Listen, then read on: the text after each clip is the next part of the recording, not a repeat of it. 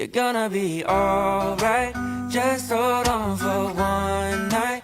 It may take your whole life, but joy comes in the sunrise. Sunrise, just stay there. Good things will come later.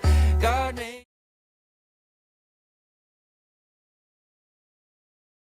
J'espère que vous allez bien. Oui, on va commencer. Les rangs sont encore clairsemés. Peut-être que certainement que d'autres vont nous rejoindre malgré ce dernier week-end de vacances. On a pour habitude de commencer ces moments avec un verset biblique. Mais je me suis dit, puisqu'on est dans un culte spécial, un culte qu'on a aimé appeler « Ne viens pas seul », étant donné qu'il y a des personnes qui sont avec nous aujourd'hui, peut-être pour la première fois dans une église évangélique, j'ai pensé que plutôt que ce soit moi qui dise le verset, que ça puisse être vous qui le fassiez. Et là, vous dites, aïe, aïe, aïe, aïe, aïe, aïe, aïe. Est-ce que j'ai un verset en tête? Vite, vite, vite, vite. Non, n'ayez pas peur. Je pense que ce verset-là, vous le connaissez par cœur. Jean 3, 16. Vous le connaissez, hein?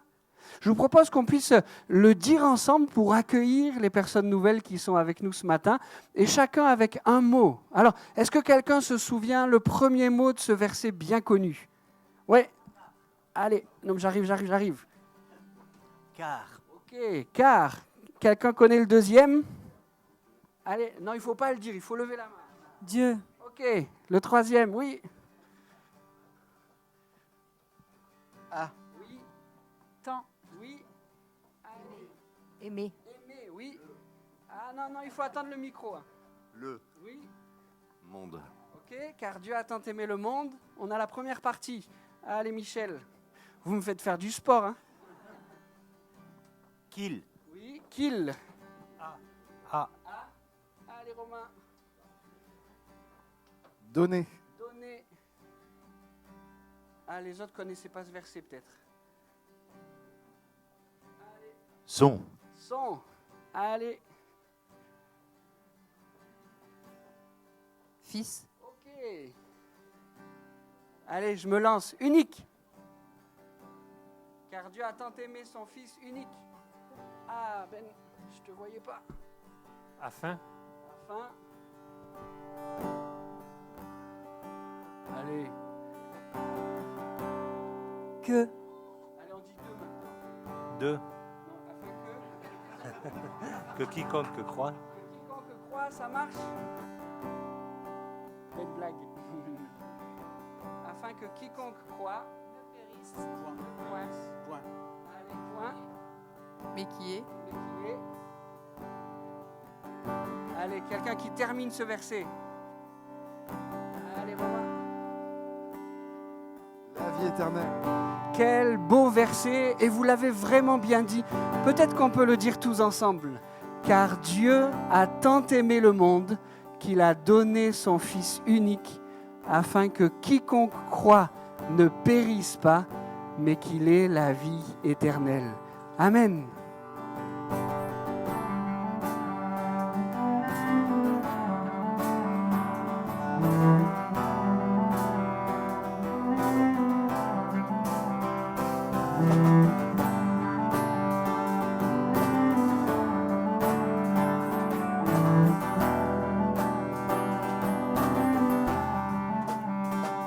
Dieu est puissant, il est juste et grand, il peut tout accomplir. Plus grand que nos pensées, plus grand que nos désirs, il a fait de grandes choses. Élevé, il a vaincu la mort. Oui, il vit, mon Dieu est puissant. En son nom, j'ai la victoire. Le Seigneur, mon Dieu est puissant.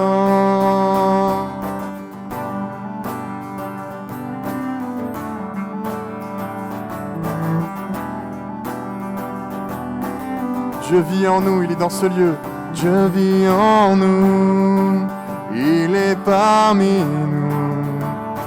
Il ouvre la voie, plus grand que nos attentes, plus grand que nos espoirs.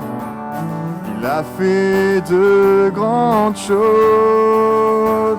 Élevé, il a vaincu la mort. Oui, il vit, mon Dieu est puissant. En son nom, j'ai la victoire. Le Seigneur, mon Dieu est puissant. Élevé, il a vaincu la mort. Oui, il vit, mon Dieu est puissant. En son nom, j'ai la victoire. Le Seigneur, mon Dieu est puissant. Le chant, il est ici. Dieu est ici. Sa grâce nous conduit. Il ne s'éloigne jamais. Il ne s'éloigne jamais. Dieu est pour nous. Ses bras sont ouverts. Il nous tient dans sa main. Il nous tient dans sa main. Élevé, il a vaincu la mort. On le déclare ce matin. Oui, il vit. Mon Dieu est puissant. En son nom, j'ai la victoire. Le Seigneur, mon Dieu est puissant. Élevé, il a vaincu la mort. Oui, il vit, mon Dieu est puissant. En son nom, j'ai la victoire.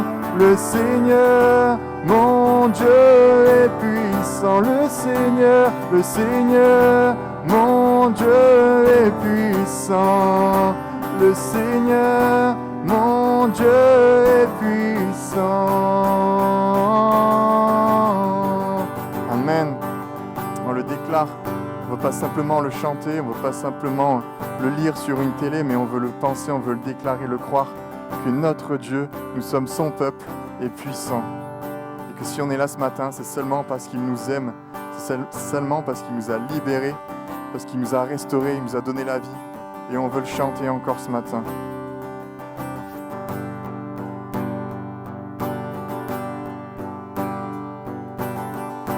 En toi les humbles sont bénis, en toi les faibles sont affermis, les cœurs brisés tu rétablis, donnant la vie, cet amour qui peut libérer, cet amour qui peut restaurer, nous appelle par notre nom. Tu nous appelles par notre nom. Ce Dieu qui crie à tout l'univers, ce Dieu qui va mourir au calvaire, nous appelle par notre nom. Tu nous appelles par notre nom. À ceux qui doutent, à ceux qui doutent dans la foi, ô chancelant, tu tends les bras, tu les appelles de ta voix. Venez à moi, cet amour qui peut libérer, cet amour qui peut restaurer, nous appelle par notre nom. Tu nous appelles par notre nom. Ce Dieu qui crie à tout l'univers, ce Dieu qui va mourir au calvaire, nous appelle par notre nom. Tu nous appelles par notre nom.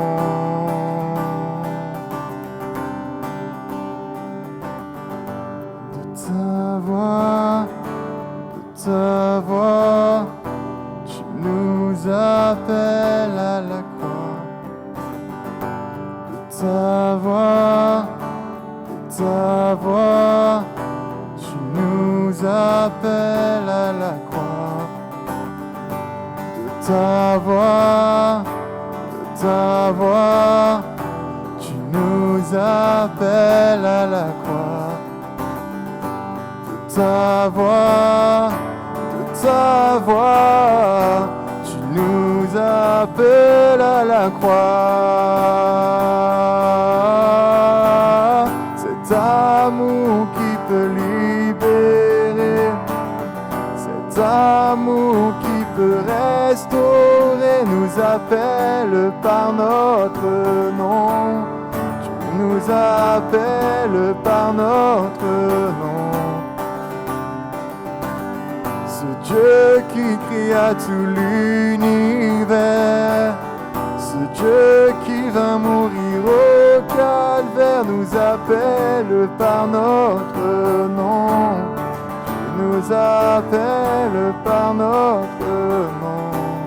Tu nous appelles par notre nom. Tu nous appelles par notre nom. Nous appelles par notre nom. Tu nous appelles par notre nom.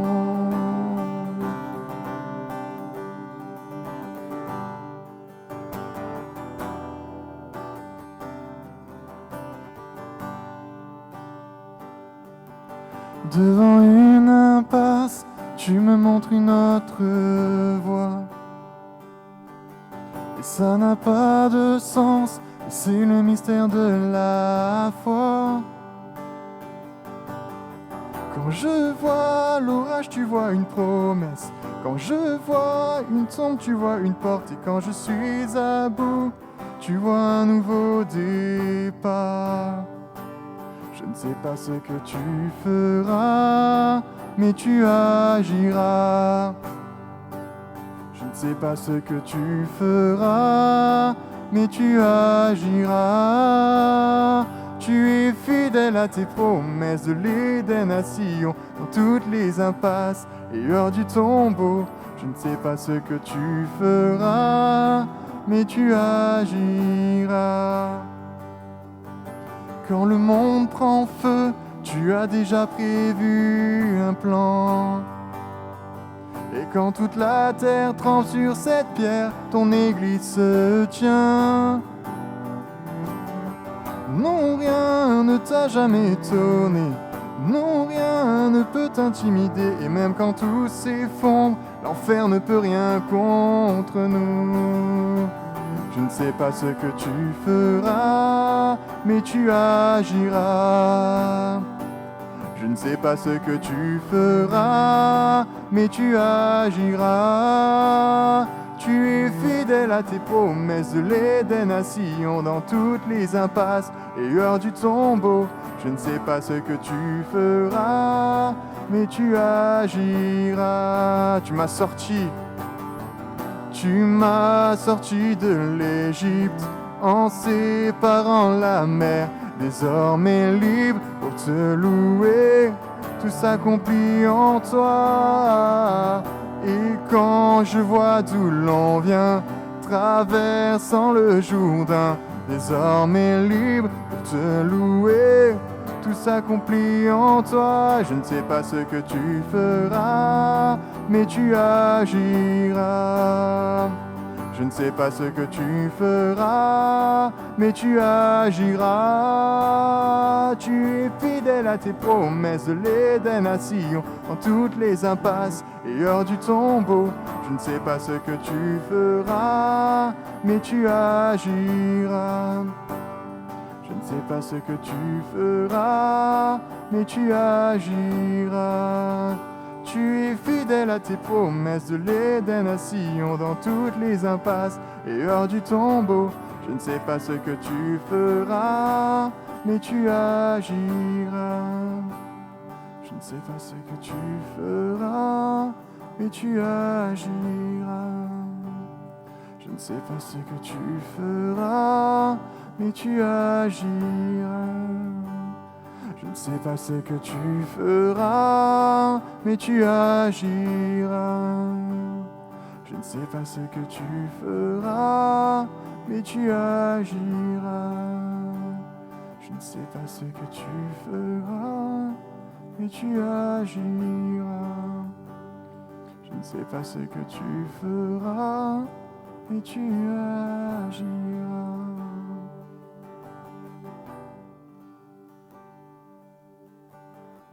Il y a une grâce quand mon cœur traverse le feu. Notre voix quand tout sombre autour de moi. Et quand je pense à la différence entre qui j'étais et qui je deviens, je sais que je ne serai jamais seul. Il était avec moi dans le feu, là à mes côtés. Il était présent dans la tempête, apaisant les mers. S'il m'arrive un jour d'oublier le prix payé pour moi, il y a la croix qui porte à le poids. Mon sauveur mort à ma place. Il était avec moi dans le feu. Il était avec moi dans le feu.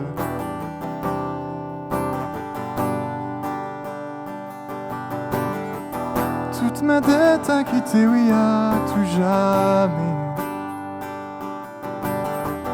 Le péché n'a plus aucun pouvoir sur ma vie. Et s'il m'arrivait de retomber entre qui j'étais et qui je deviens, quand bien même je ne céderai pas à ce monde, je sais que je ne serai jamais seul, car il est avec moi dans le feu, là à mes côtés. Oui, il est présent dans la tempête, apaisant les mers. Et s'il m'arrive un jour d'oublier la puissance de sa grâce, il y a un tombeau qui est bien vide, et cette puissance vit en moi. Il est avec moi dans le feu. Oh, il est avec moi dans le feu. Oh, il est avec moi dans le feu. Oh, il est avec moi dans le feu. Oh, je vois la lumière dans les ténèbres, alors qu'elle fuit devant lui. J'entends dans les cieux un rugissement quand sa gloire nous envahit. Je sens la terre trembler là sous nos pieds, alors que les murs s'effondrent. Rien ne peut nous séparer, rien ne peut nous séparer.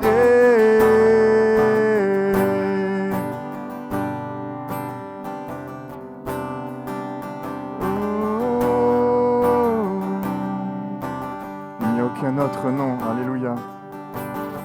Il n'y a aucun autre nom comme le nom de Jésus. Lui qui était et qui est et sera à jamais. Donc peu importe ce qu'il adviendra, entre qui je suis et qui je deviens, je sais que je ne serai jamais seul. Je sais que je ne serai jamais seul. Il sera avec moi dans le feu, là à mes côtés. Il sera présent dans la tempête, apaisant les mers. Et s'il m'arrive un jour d'oublier ta bonté envers moi, je me réjouirai même dans l'épreuve, car je sais que tu es là, car je sais que tu es là.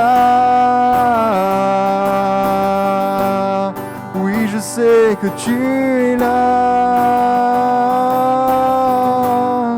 Tu es fidèle envers moi, car je sais sais que tu es là.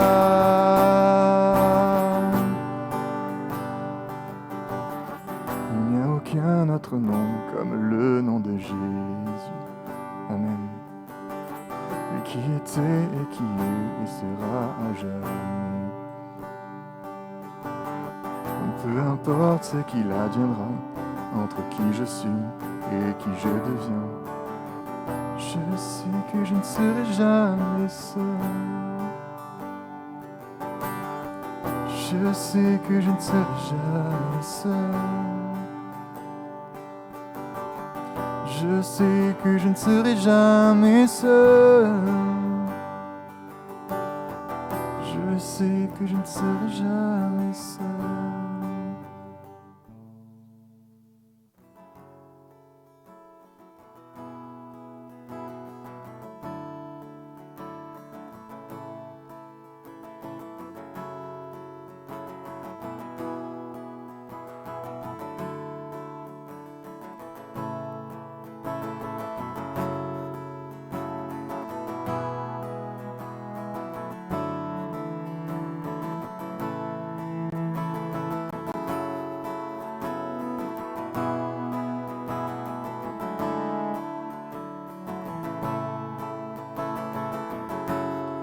Avant mes premiers mots, tu me connaissais déjà. Oui, tu es si bon vers moi. Avant mon premier souffle, tu mis ta vie en moi.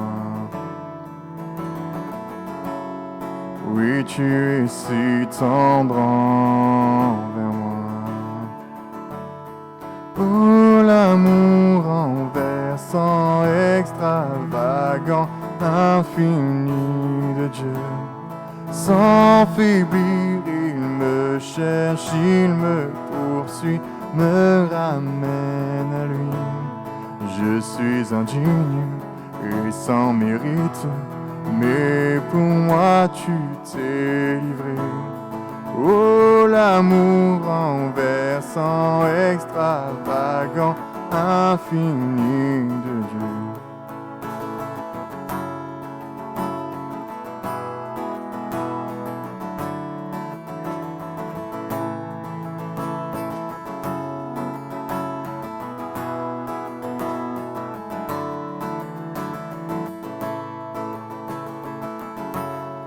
Te rejeter, sans relâche tu m'aimais.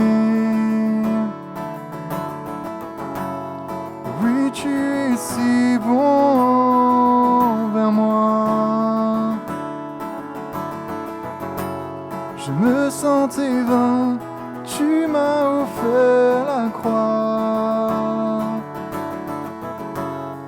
Oui, tu es si tendre envers moi.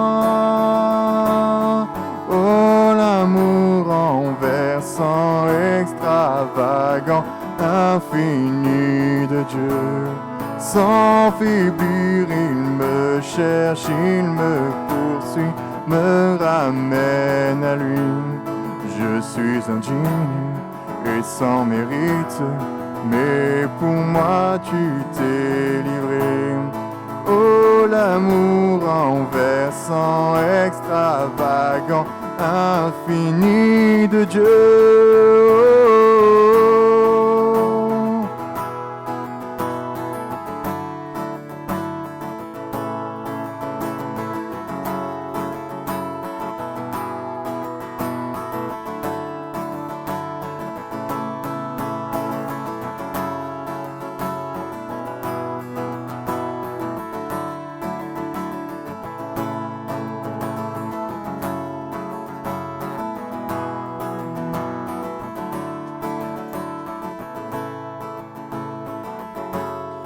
L'ombre n'est trop sombre, non trop élevé pour que tu me cherches.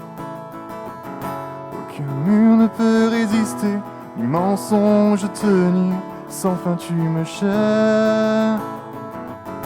Aucune ombre n'est trop sombre, ni mont trop élevé pour que tu me cherches. Aucun mur ne peut résister, ni mensonge tenu, sans fin tu me cherches. Aucune ombre n'est trop sombre, ni mont trop élevé, pour que tu me cherches. Aucun mur ne peut résister, ni mensonge tenir, sans fin tu me cherches. Oh, l'amour renversant, extravagant, infini de Dieu.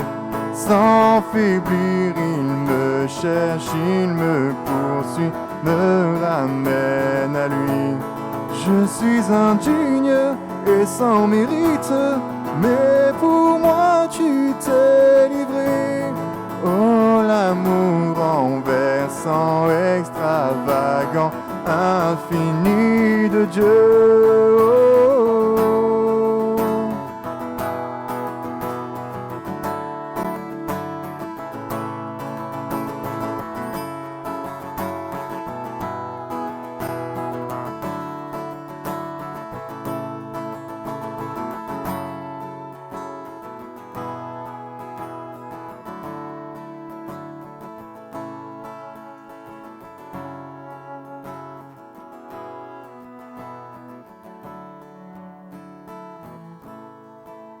Tout à l'heure, nous lisions ce verset bien connu, « Car Dieu a tant aimé le monde qu'il a donné son Fils unique, afin que quiconque croit en lui ne périsse point, mais qu'il ait la vie éternelle. » Avant qu'ensemble on puisse partager le pain et le vin, j'aimerais lire le verset qui fait immédiatement suite à ce Jean 3,16. Le texte poursuit en disant « Dieu, en effet, n'a pas envoyé son Fils dans le monde pour qu'il juge le monde, mais pour que le monde soit sauvé par lui. Dieu, en effet, n'a pas envoyé son Fils dans le monde pour qu'il juge le monde, mais pour que le monde soit sauvé par lui. » Voici quel est le désir de Jésus. Nous sauver.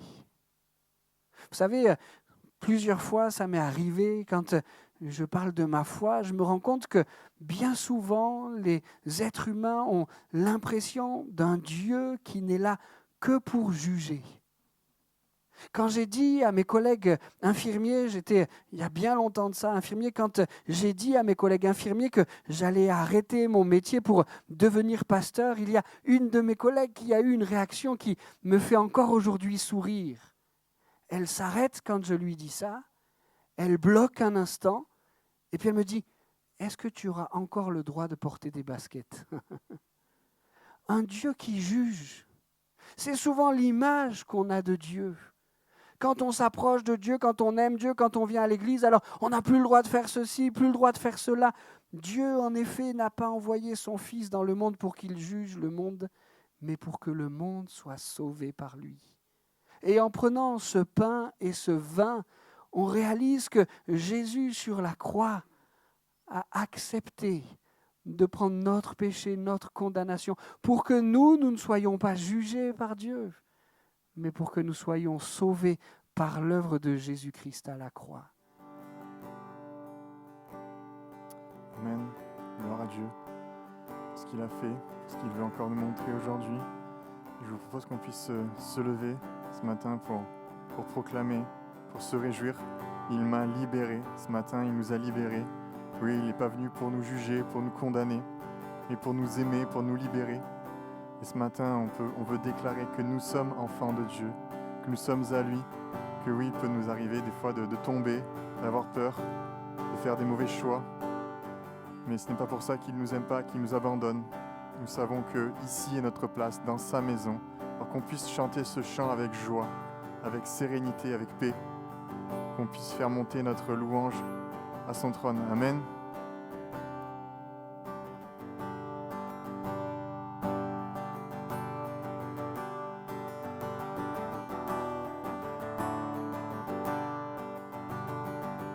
Que suis-je pour que le roi des cieux m'ouvre ses bras?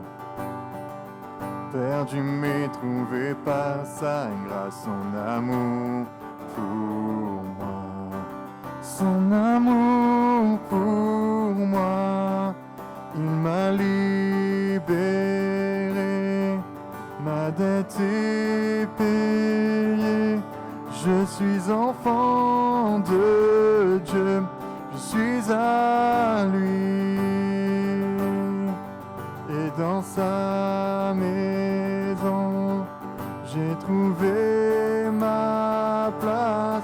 Je suis enfant de Dieu, je suis à lui. Alléluia, il m'a racheté.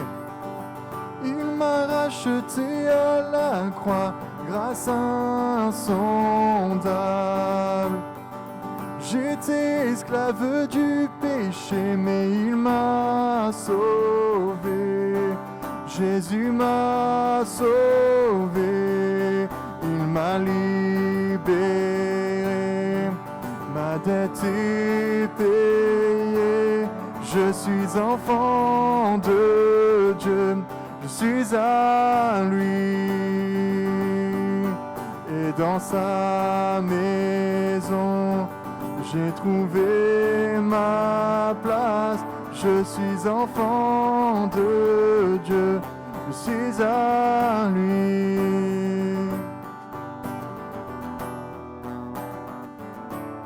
On veut déclarer, Seigneur, en toi je suis qui je suis.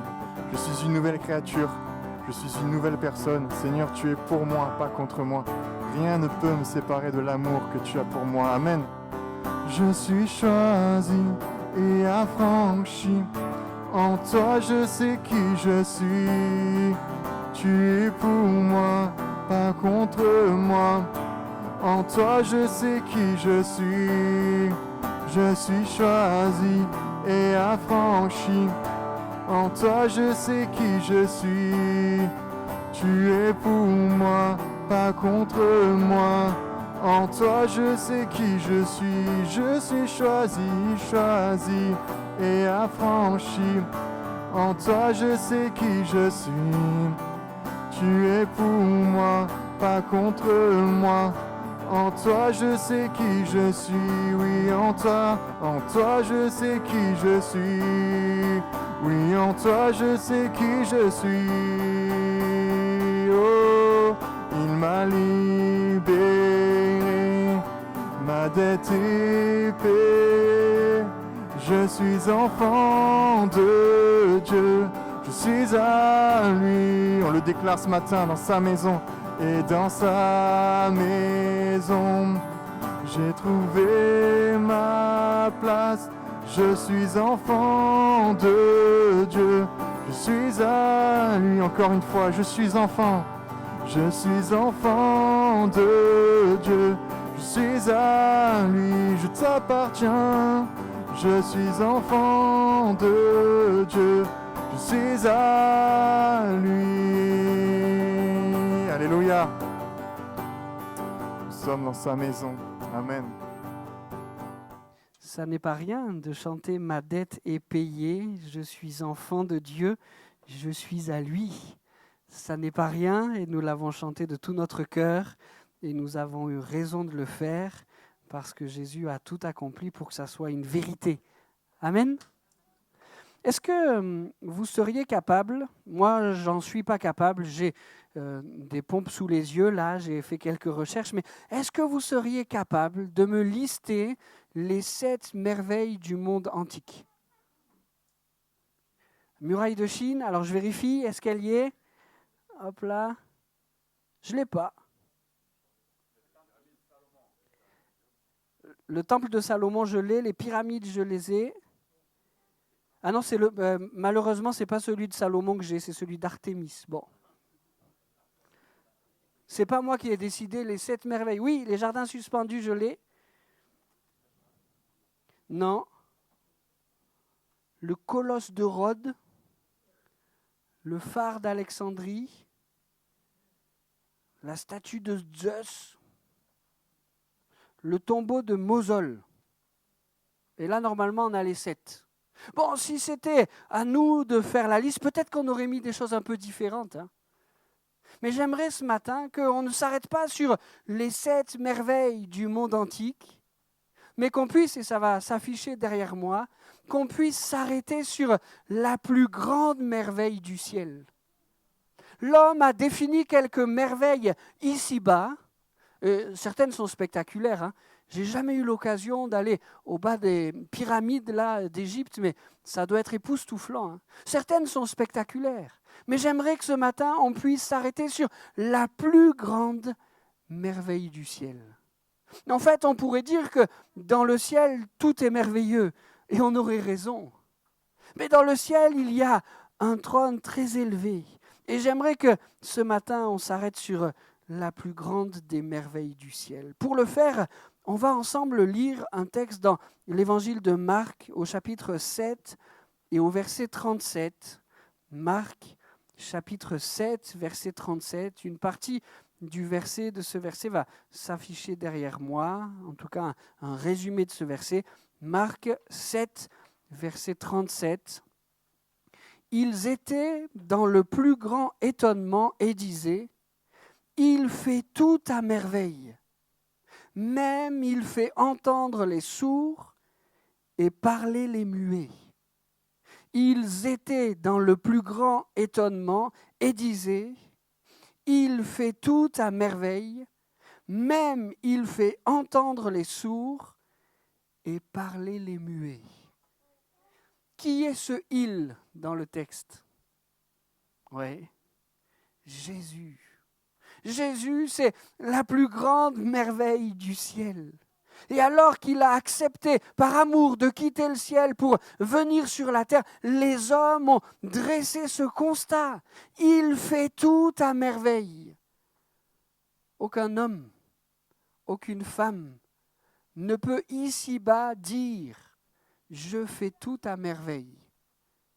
Certainement que des hommes et des femmes ont été capables de choses extraordinaires.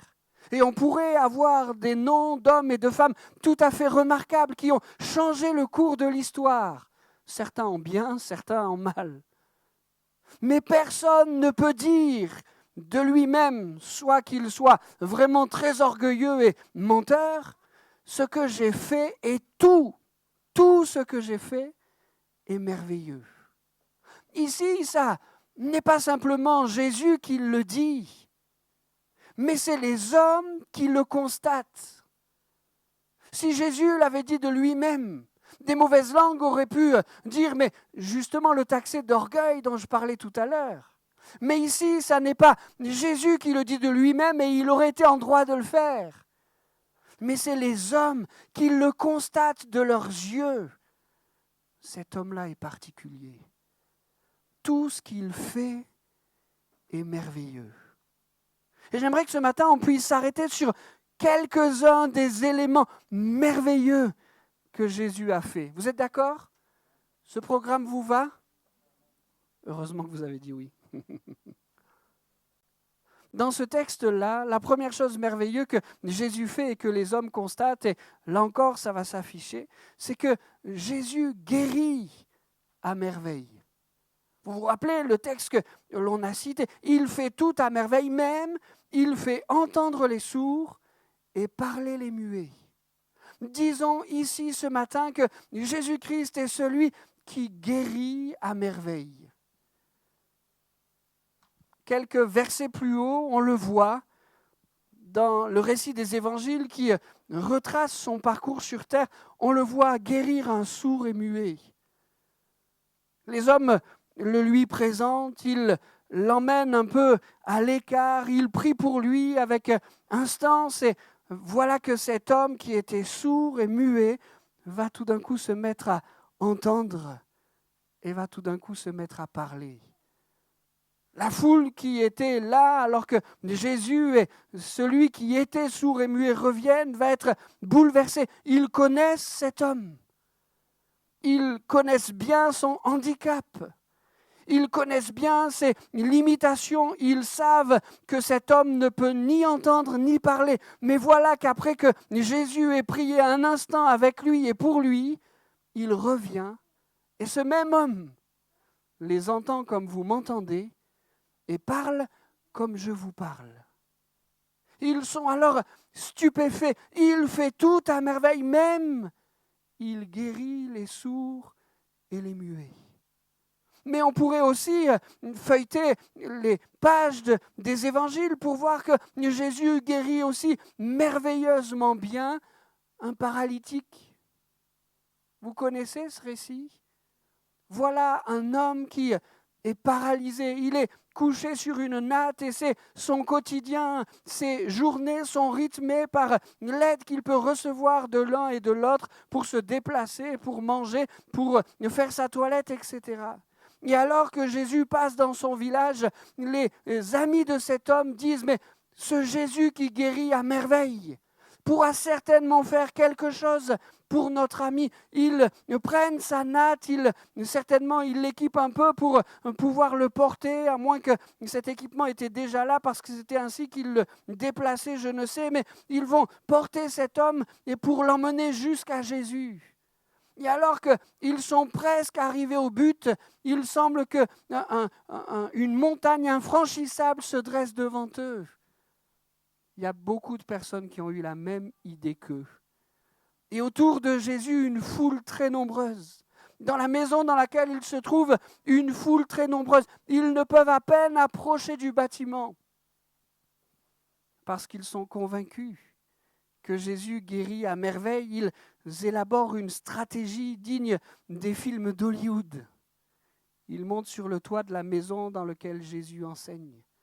Ils découvrent le toit. Alors pour nous, c'est des tuiles, pour eux, certainement pas, mais ils font une entrée dans le toit de la maison et avec des cordes, ils font descendre tout doucement le brancard de cet homme paralysé. Il faut qu'il soit bien coordonné, sinon les jambes descendent un peu trop vite. Ils se coordonnent bien, ils sont pleins de foi. Et voilà qu'au pied de Jésus descend le lit de cet homme. Jésus, comme il l'a fait tout à l'heure pour l'aveugle, le sourd et le muet, va intervenir. Et miraculeusement, celui qui était paralysé va retrouver l'usage de ses bras et de ses jambes. Gloire à Dieu. On pourrait parler des aveugles que Jésus a guéris. On pourrait parler des lépreux que Jésus a miraculeusement guéris en un instant. Un jour, c'est 10 lépreux qui s'approchent de lui, qui réclament la guérison. Jésus les envoie vers le souverain sacrificateur. C'était ainsi qu'il fallait faire quand on pensait avoir été guéri. Il fallait aller voir le souverain sacrificateur. Il regardait les plaies de la lèpre et lui était capable de dire si la guérison était là ou si la maladie était encore là. Et alors que ces hommes sont encore lépreux, Jésus leur dit « Allez voir le souverain sacrificateur. » Ils sont en chemin, ce qui dénote une certaine foi. Et alors qu'ils sont en chemin, ils sont complètement guéris. Le texte nous dit qu'un seul sur les 10 va faire retour arrière pour venir remercier celui qui guérit à merveille. Mais peut-être ce matin pourrions-nous dire « Ces récits de guérison sont merveilleux. » Mais ils sont si loin de moi. Combien d'années nous séparent de ces récits? Au moins 2000. Ces récits de guérison sont merveilleux, mais ils sont si loin de moi. Nous sommes plusieurs à pouvoir attester dans ce lieu ce matin qu'encore aujourd'hui, Jésus guérit à merveille. Est-ce qu'il y aurait là parmi nous des hommes, des femmes qui ont été guéris par Jésus? Levez votre main. Moi, je la lève. J'ai été guéri plusieurs fois, oui. Plusieurs mains se lèvent. Oh, gloire à Dieu. Gloire à Dieu. On prend le temps d'écouter quelques témoignages. 3 minutes. Ça vous va? Allez.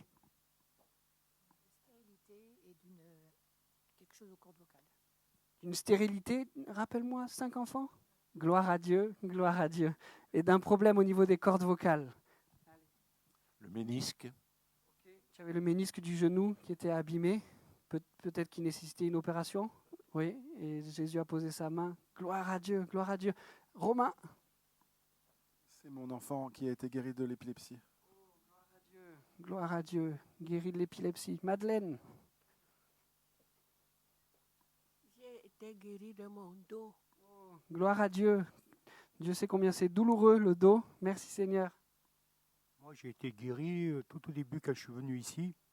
Le docteur m'avait trouvé que j'avais des problèmes de santé, que j'avais de l'albumine, mais énormément. Et bon, ça faisait pas longtemps que je venais là, et un pasteur qui arrivait du Brésil m'a fait l'imposition des mains, et le lendemain, j'étais guéri. Et j'allais parler au docteur, même lui, il ne comprenait pas, parce qu'il m'a dit, normalement, vous auriez pu être guéri dans 3 ou 4 mois, vous avez été guéri à une journée. Là, il n'a pas compris. Gloire à Dieu, gloire à Dieu. D'autres mains, j'en ai vu par là. Allez, c'est le dernier témoignage qu'on écoute. Ouais, j'ai roulé sur le pied de mon fils. Il était descendu de la voiture, sans faire exprès, j'ai roulé sur son pied. Il avait 10 ans à peu près. Et la cheville, elle était noire. Et j'ai tellement eu peur quand mon fils il m'a dit, papa, t'as écrasé Alan. J'ai fait une marche avant. J'ai reroulé sur le pied. Donc le pied était complètement, vraiment noir de chez noir. Et donc on l'a emmené d'urgence à l'hôpital. Et dans la voiture, il hurlait, il pleurait, tout ça. Et ma femme, elle lui dit, écoute, crie à Jésus, dis Jésus, viens, guéris-moi, quoi. Au secours, Jésus. Et il lui dit, je peux pas, j'ai trop mal. Je lui dis, bah, si tu peux dire, je peux pas, j'ai trop mal, dis au secours, Jésus. Et c'est ce qu'il a fait, et la douleur s'est arrêtée net. Mais le pied était vraiment... on arrive à l'hôpital, donc le gars, ils viennent, les docteurs, pour l'emmener ils vont préparer la salle de radio. Et à la salle de radio, donc nous on discutait, puis on parlait plus il avait plus mal, on parlait plus de ça. Et quand le docteur est arrivé pour le prendre pour l'emmener à la radio, il avait la peau nickel, c'était nickel. Gloire à Dieu, il fait de grandes choses. Et j'ai entendu que par ici, il y avait une petite frustration quand je dis que c'était le dernier. C'est toi qui as dit non? Allez, on t'écoute.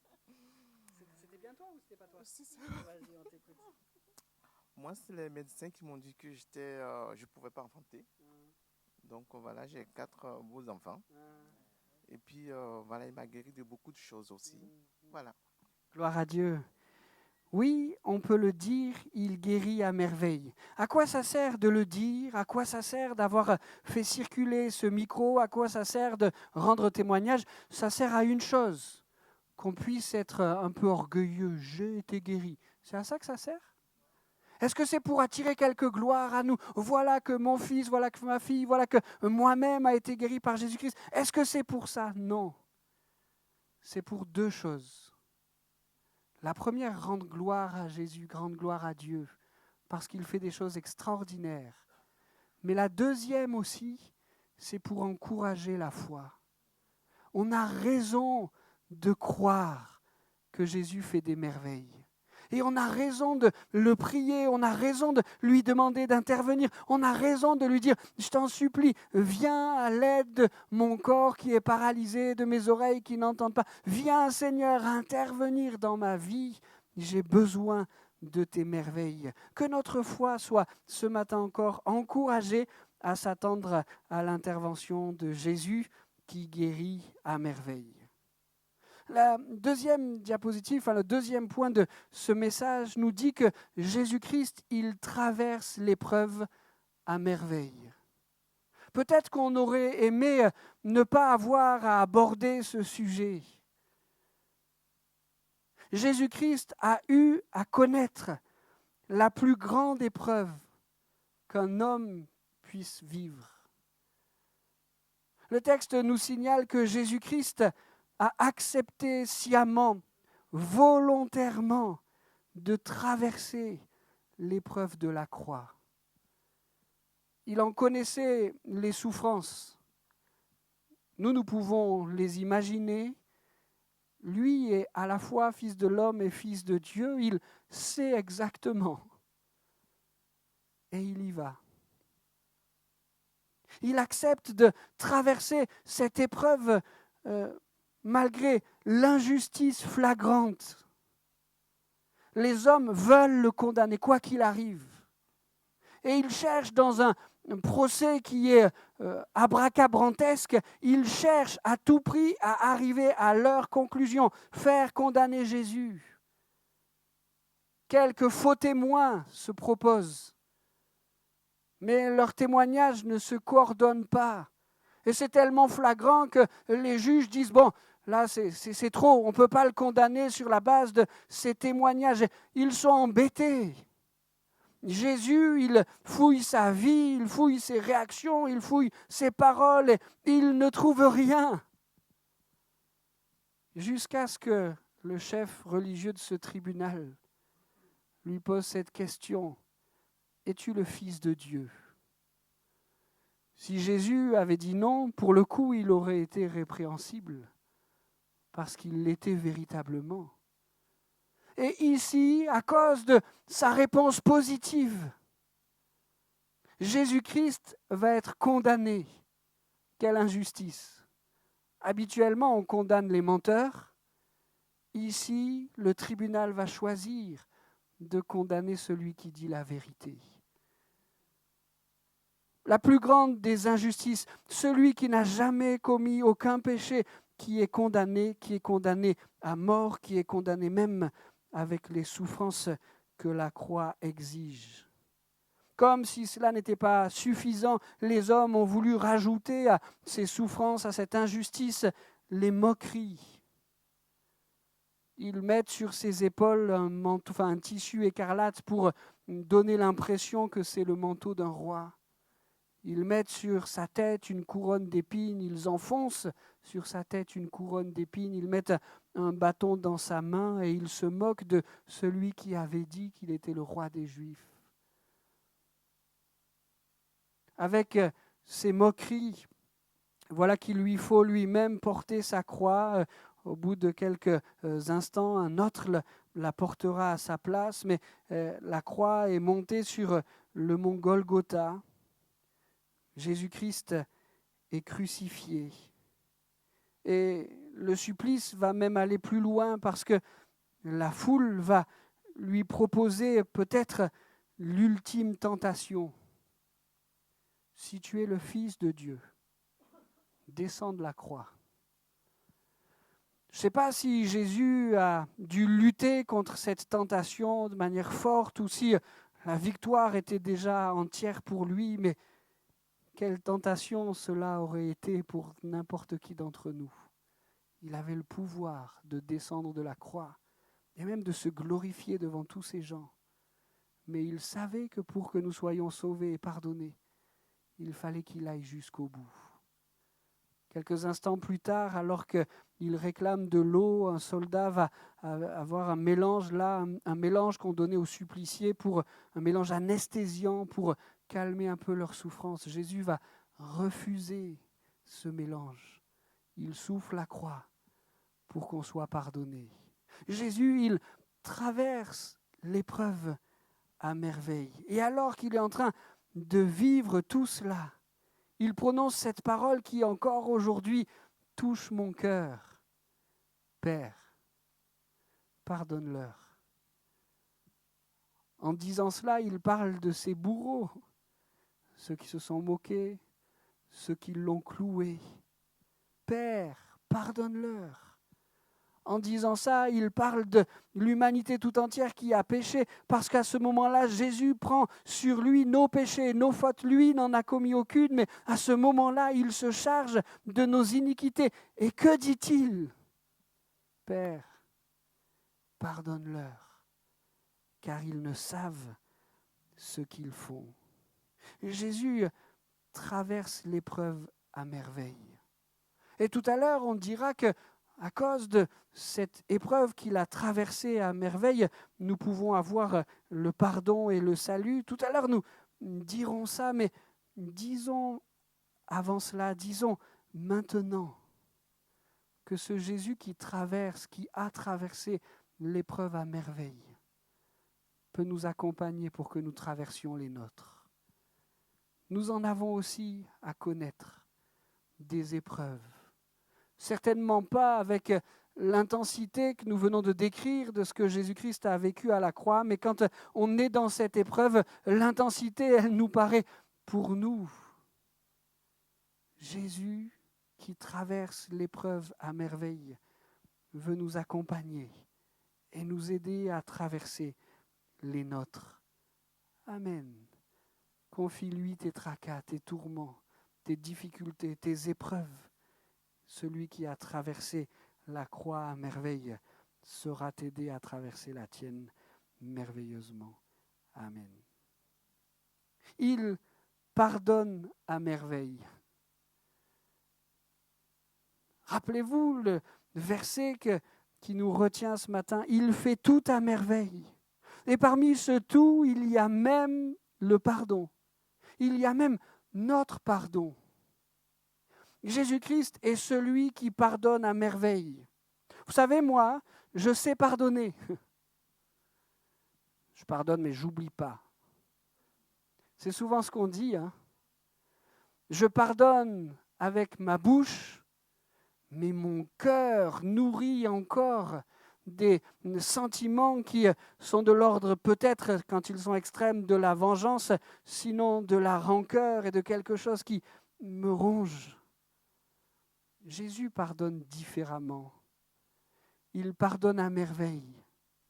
Reparlons quelques instants encore de ce moment où il est sur la croix. Il fait cette prière, on n'y revient pas, « Père, pardonne-leur car ils ne savent ce qu'ils font », mais il rend concret cette prière. Un brigand est crucifié à ses côtés. Lui dira, pour moi c'est normal, parce que cette mort c'est à cause des crimes que j'ai commis. Mais pour toi, Jésus, tu es innocent. Et alors que Jésus-Christ est en train de vivre, de connaître le supplice de la croix, alors qu'il est en train de se charger des péchés de l'humanité tout entière, il rend concret cette prière et il dit à celui qui est brigand, « Aujourd'hui même, tu seras avec moi dans le paradis. » Il rend une application toute concrète de ce que sa bouche a prononcé. Avec sa bouche, il pardonne. Avec son cœur, il embrasse. Et voilà qu'il accueille ce brigand dans le paradis. Non pas qu'il mérite cette grâce, mais parce que justement c'est une grâce. Jésus lui offre. Ce brigand lui a offert sa foi, et Jésus lui offre le pardon. Il en va de même pour chacune de nos vies. Celle qui s'approche de Jésus comme ce brigand l'a fait, en croyant, en lui ouvrant son cœur, en lui présentant sa foi. Je crois, Jésus, que tu es le Sauveur. Je crois que c'est aussi pour moi que tu as offert ta vie sur la croix. Je crois que c'est aussi mes péchés, mes désobéissances, mes fardeaux que tu as portés sur le bois de la croix. Et je te demande de me pardonner. Alors Jésus le fait. On a parlé de ce brigand, on aurait pu parler de la conversion de Pierre, de Paul, la mienne, la tienne, celle qui a déjà eu lieu parce que tu t'es déjà approché de Jésus pour lui demander pardon, ou bien celle que peut-être quelqu'un est en train de vivre en ce moment même, comprenant que la croix permet que Jésus-Christ pardonne complètement, comprenant que par la croix, Jésus-Christ a tout accompli pour que tes péchés te soient pardonnés. Tu peux ce matin recevoir ce pardon merveilleux. La Bible nous présente un Jésus qui ressuscite à merveille. Il y avait tant d'empêchements pour que cette résurrection soit impossible. Déjà parce que ce n'est pas qui veut qui ressuscite, n'est-ce pas ? Essayez de le faire le moment où ça sera venu, je ne garantis pas du résultat. Jésus-Christ est fils de Dieu. Et Dieu, dans l'accomplissement parfait de son plan, va ressusciter Jésus. Mais parce que Jésus l'avait annoncé, parce que Jésus l'avait indiqué, les hommes vont dresser quelques embûches supplémentaires pour être sûrs que Jésus ne ressuscite pas. On vérifie qu'il soit bien mort. Hérode s'en assure. Une fois la vérification faite, on le place dans un tombeau. Une pierre est roulée devant l'entrée. Jusque-là, c'était à peu près le sort qu'on réservait à tout le monde. Mais pour s'assurer que Jésus ne ressuscite pas, pour s'assurer que personne ne vienne voler son corps pour dire qu'il est ressuscité, on va sceller la pierre. Personne ne pourra sortir de ce tombeau, ni en passant par l'extérieur, ni en passant par l'intérieur. La pierre est scellée. Et comme si cette précaution ou cet empêchement n'était pas suffisant, on met une garde armée devant le tombeau. Jésus ne ressuscitera pas. Voilà quelle était la conviction de ses opposants. Mais alors que cela faisait 3 jours que le corps sans vie de Jésus avait été placé dans le tombeau, un ange est descendu. Il a roulé la pierre. Les gardes étaient incapables de l'empêcher, de le retenir. Ils étaient comme pétrifiés. Il roule la pierre et Jésus ressuscite. Il se montre à plusieurs, à quelques femmes d'abord, aux disciples ensuite. Parce qu'il ressuscite à merveille, il communique ce ressuscité un message de paix. Alors que ses disciples étaient dans une crainte, une angoisse qu'on peut comprendre, Jésus vient leur communiquer la paix. Il est bel et bien vivant. Il est bel et bien ressuscité. Et parce que Jésus-Christ ressuscite à merveille, ça change tout.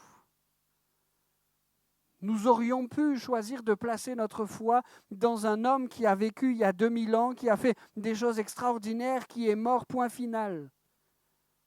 Mais ce n'est pas en cela que notre foi est destinée. Notre foi est placée en un Jésus mort, c'est vrai, mais en un Jésus merveilleusement ressuscité. Et ça change tout. Il est vivant pour l'éternité. Il entend nos prières. Il nous aide, comme nous le disions tout à l'heure, à traverser l'épreuve. Il est ce confident, il est cet ami, il est ce soutien. Il nous accompagne à chaque instant parce que Jésus-Christ ressuscite à merveille. Je termine en disant que Jésus-Christ sauve à merveille.